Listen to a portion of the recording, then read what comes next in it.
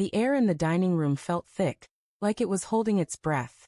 My fork trembled against the porcelain plate, scraping a faint, grating screech that made my teeth clench.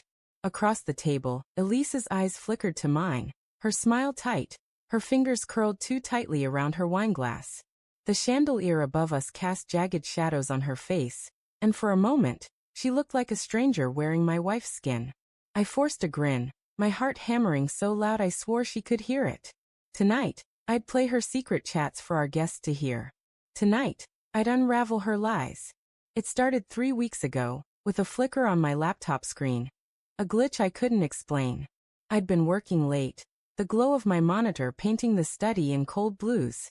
Elise was asleep upstairs, or so I thought. The cursor moved on its own, a ghostly twitch, opening folders I hadn't touched.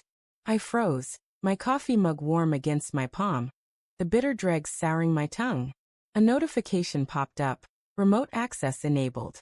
My stomach lurched. Someone was watching me. I scanned the room, half expecting to see eyes glinting in the dark. Nothing. Just the hum of the house, the distant creak of pipes, and my own ragged breathing. I didn't confront her right away. Elise had always been private, her phone locked, her laptop password protected. "Work stuff," she'd say, brushing off my questions with a laugh that never reached her eyes. But I'd noticed the late nights, the way she'd tilt her screen away when I walked by, the soft chime of messages at 2 a.m. I told myself it was nothing, stress, maybe, or her new promotion demanding more. Love makes you blind, doesn't it? You see red flags and call them roses. I installed a monitoring program the next day. Not spyware, I told myself, just a precaution. A way to prove I was paranoid, that Elise was still mine. The software was silent.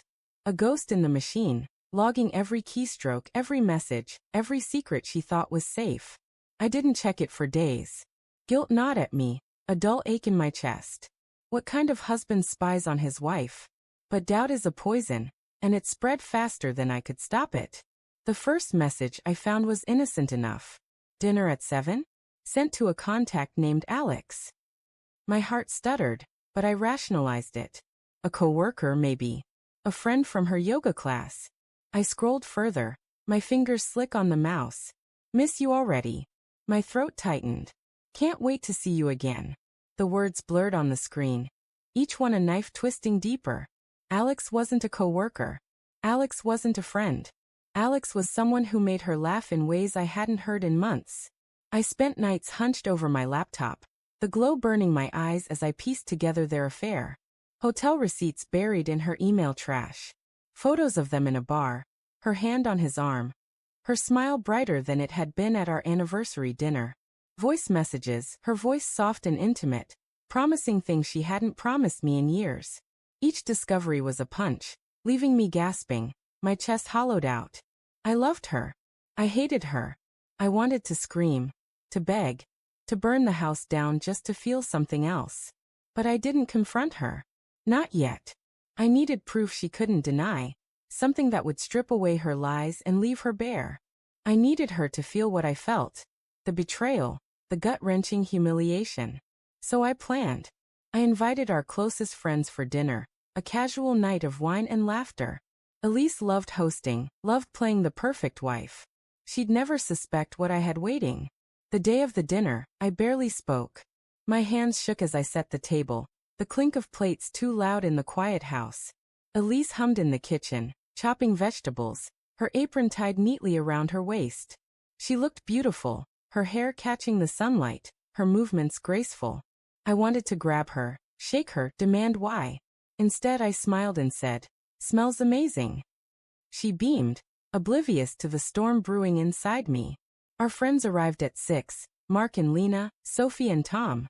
Laughter filled the house, glasses clinked, and the scent of roasted garlic hung in the air. I watched Elise move through the room, charming, radiant, her lies hidden behind that perfect smile. My pulse raced, a drumbeat urging me forward. I'd wired the dining room speakers to my laptop, the audio files queued and ready. All it would take was one click. Dinner was a blur. I pushed food around my plate, my stomach too knotted to eat. Elise was telling a story, her hands animated, her laugh bright. Our friends leaned in, captivated. I felt like a ghost at my own table, unseen, unraveling. You okay, man? Mark asked, his brow furrowed. I nodded, my throat too tight to speak. Elise glanced at me, her eyes narrowing for a fraction of a second. Did she know? Could she feel the weight of what I was about to do? I waited until dessert. When the conversation softened, the candles flickering low, my hand hovered over my phone, the app linked to the speakers. I've got something special, I said, my voice steady despite the tremor in my chest. Elise tilted her head, curious. Our friends smiled, expecting a toast or a playlist. I pressed play. Her voice filled the room, soft and sultry, from a message she'd sent Alex last week. I can't stop thinking about you. Last night was, God, I've never felt like that.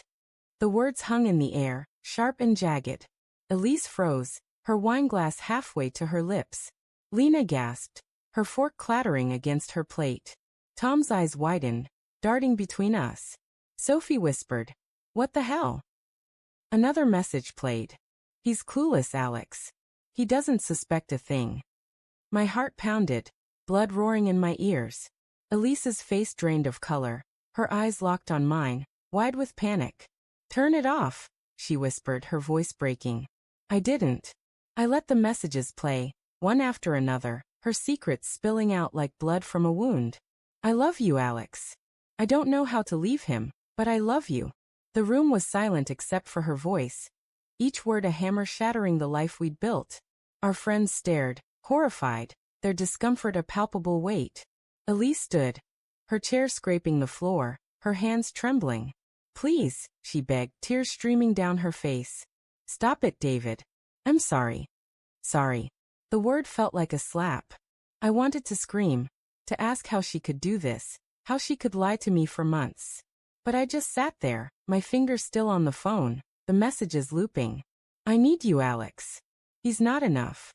My vision blurred, hot tears burning my eyes. I'd wanted her to hurt, to feel the weight of her betrayal. But now, watching her crumble, I felt no victory, only emptiness. Mark cleared his throat, mumbling something about leaving. Lena grabbed her purse, avoiding my eyes. Sophie and Tom followed, their footsteps heavy on the hardwood. The front door clicked shut, and we were alone, the speakers silent now, the air thick with the wreckage of our marriage. "Why?" I finally asked, my voice raw. Elise sank to her knees, sobbing, her hands covering her face. "I didn't mean for it to happen," she choked out. "I was lonely. You were always working, always distant." "Alex," he saw me. "Saw you." I laughed, bitter and broken. "I saw you, Elise. Every day I saw you. I loved you." My voice cracked, and I hated myself for it. I wanted to be angry, not this hollow shell of grief. She reached for me, her fingers brushing my arm.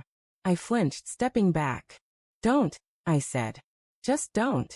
I turned away, my chest tight, my mind racing. I'd planned this moment to expose her, to reclaim some shred of control.